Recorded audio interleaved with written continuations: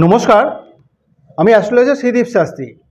আজকে 2023 সালের 17ই ডিসেম্বর থেকে 2024 সালের 14ই জানুয়ারি পর্যন্ত মীন রাশির রাশিফল নিয়ে আলোচনা করব।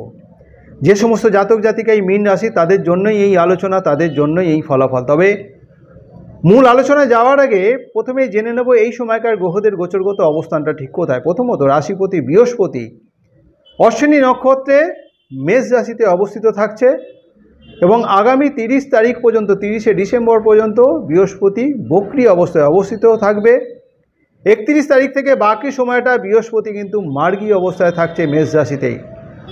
অন্যান্য গ্রহদের মধ্যে রাশিতে রাহুর অবস্থিতি, কন্যা রাশিতে কেতুর অবস্থান, শুক্রের অবস্থিতি, স্বক্ষেত্রে তুলা রাশিতে, বৃশ্চিক রাশিতে স্বক্ষেত্রে মঙ্গলের অবস্থিতি, ধনু রাশিতে রবির সাথে বক্রী বুধের অবস্থান, মকর রাশিতে চন্দ্রের অবস্থিতি এবং শনির অবস্থান স্বক্ষেত্রে কুম্ভ রাশিতে। এই হচ্ছে এই সময়কার গ্রহদের গোচরগত অবস্থিতি।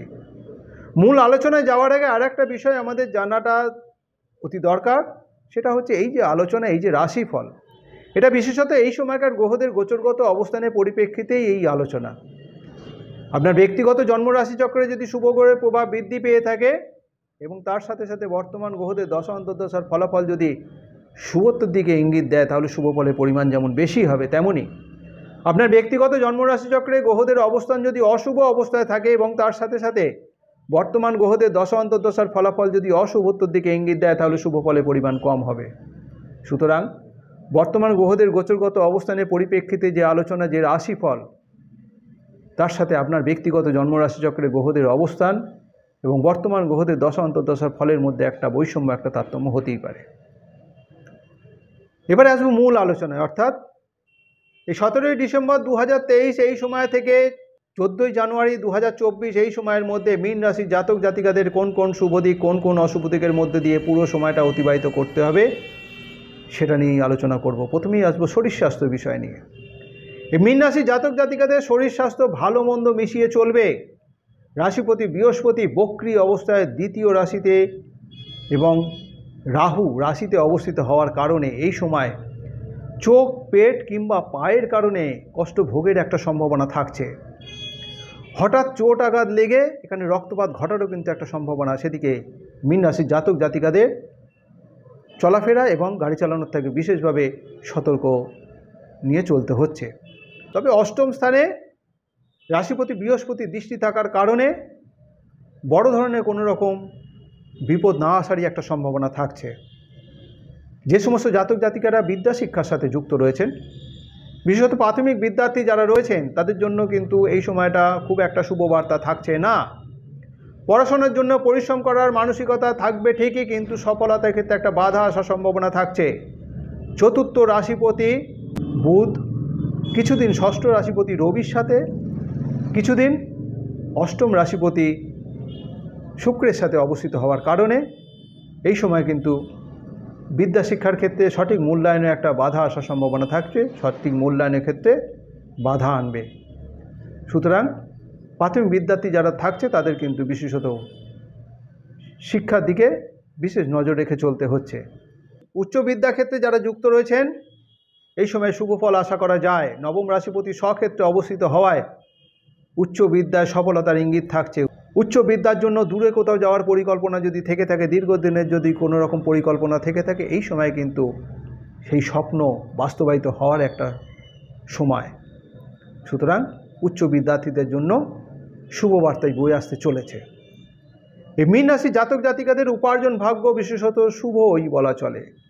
রাশিপতি বৃহস্পতি ধনুরাশিতে এবং ধনুরাশিপতি মঙ্গল ভাগ্য রাশিতে 27শে ডিসেম্বর পর্যন্ত এবং 28শে ডিসেম্বর থেকে বাকি সময়টা কর্ম রাশিতে অবস্থিত হয়ে রাশিপতি বৃহস্পতির দৃষ্টি থাকার কারণে এই কর্মরাশিতে ভাগ্য রাশিপতি ধনুরাশিপতির উপরে থাকার কারণে এই সময় কিন্তু উপার্জনের ক্ষেত্রে একটা ধারাবাহিকতা বজায় থাকবে। যথেষ্ট পরিমাণে উপার্জন এবং সঞ্চয়ের ইঙ্গিত থাকলেও কিন্তু এই সময় ধনুরাশি এবং ধনুরাশিপতির উপর, ধনুরাশিতে এবং ধনুরাশিপতির উপরে রাহু এবং শনির দৃষ্টি থাকায় ব্যয়ের একটা প্রভাব দেখা দেবে।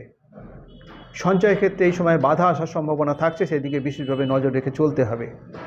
বিশেষত শরীর স্বাস্থ্য বিষয়ে কিন্তু ব্যয়ের একটা আধিক্য আনার সম্ভাবনা থাকছে। স্বাস্থ্য সংক্রান্ত বিষয়ে একটা ব্যয়ের প্রবণতা দেখা দেবে। সুতরাং ব্যয়ের দিকটা বিশেষভাবে নজর রাখতে হচ্ছে, সঞ্চয়ের দিকেও বিশেষভাবে নজর রেখে চলতে হচ্ছে, তার সাথে সাথে শরীর স্বাস্থ্যের দিকটাও কিন্তু বিশেষভাবে নজর রেখে চলতে হবে।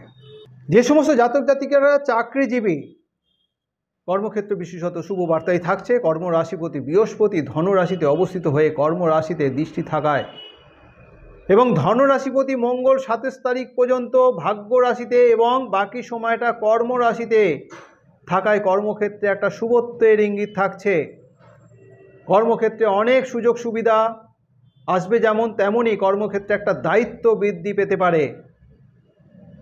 সুতরাং কর্মক্ষেত্র যারা চাকরির সাথে যুক্ত রয়েছেন তাদের জন্য কর্মক্ষেত্রে বিশেষ শুভ বার্তা বয়ে আসতে চলেছে।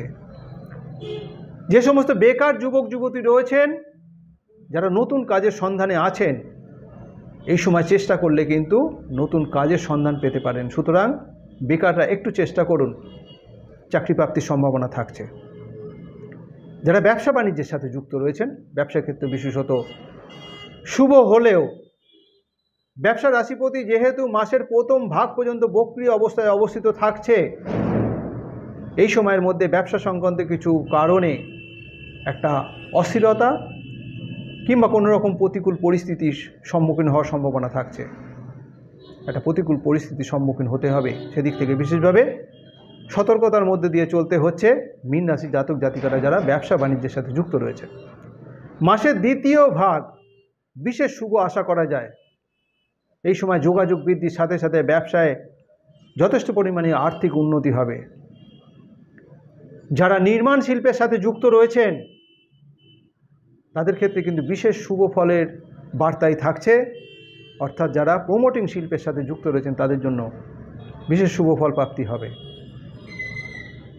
যারা বেকার হয়ে রয়েছেন, দীর্ঘদিন ধরে একটা পরিকল্পনা করছেন নতুন কোনো ব্যবসার মধ্যে নিজেকে নিয়োজিত করবেন, তাদের জন্যও কিন্তু এই সময়টা একটা শুভ বার্তাই থাকছে। মীন রাশির জাতক জাতিকাদের নতুন ব্যবসার পরিকল্পনা থাকলে এই সময় নিজেকে ব্যবসার মধ্যে নিয়োজিত করতে পারেন। দাম্পত্য জীবনযাপনের সাথে যারা যুক্ত রয়েছেন তাদের জন্য দাম্পত্য জীবন ভালো মন্দ মিশিয়ে চলবে। প্রথম দিকে স্বামী স্ত্রীর মধ্যে মতবিরোধ, মনোমালিন্য, ভুল বোঝাবুঝি হলেও পরবর্তী ক্ষেত্রে কিন্তু দাম্পত্য জীবনে সুখ শান্তি ইঙ্গিত থাকছে। এই সময় গিয়ে কোনো শুভ অনুষ্ঠান হওয়ারও কিন্তু একটা যোগ রয়েছে। যারা অবিবাহিত, বিবাহের জন্য দীর্ঘদিন ধরে চেষ্টা করছেন, এই সময় যোগাযোগের ক্ষেত্রে প্রথম দিকটা খুব একটা শুভ বার্তা থাকছে না। এই সময় বাধা যেমন আসবে, দ্বিতীয় ভাগটা কিন্তু আপনাদের জন্য শুভ বার্তা থাকছে।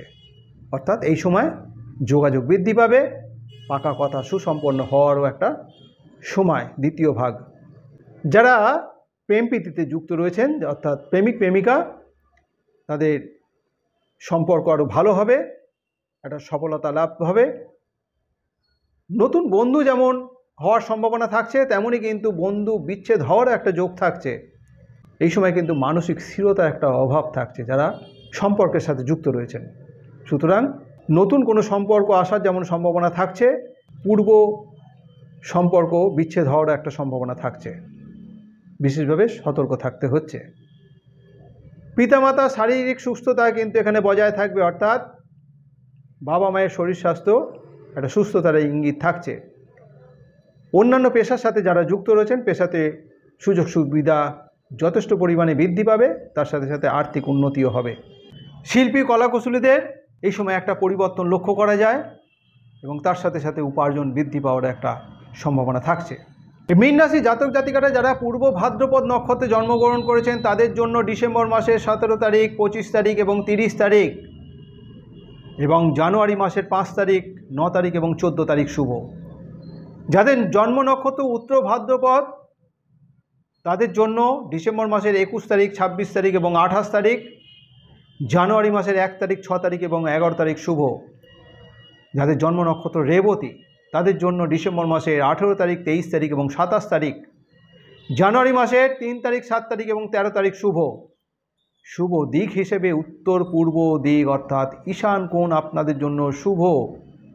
শুভ বার হিসেবে বৃহস্পতিবার, মঙ্গলবার।